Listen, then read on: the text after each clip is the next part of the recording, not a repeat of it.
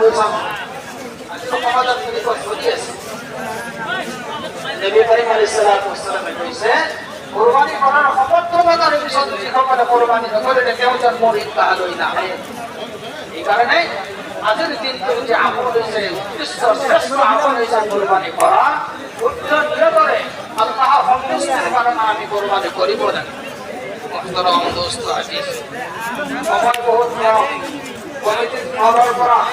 এলান করা হয়েছে ঠিক 9 বছর লগে নামাজ আরম্ভ হয়ে যাবে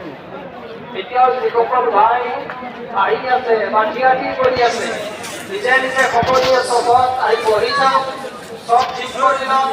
খুব ঠিক 9টা বাজার লগে 5 মিনিট আছে 5 মিনিটের ভিতৰত নামাজ আরম্ভ হয়ে যাবে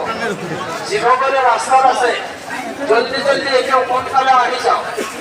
রাস্তা চলা ব্যক্তিসকলে সোনকালে আহি যাওক অলপ দৌড়াদৌড়ি কৰক 5 মিনিট আছে মাত্ৰ এই 9টা বাজাৰৰ লগে নামাজ আৰম্ভ হৈ যাব বৰ্তমান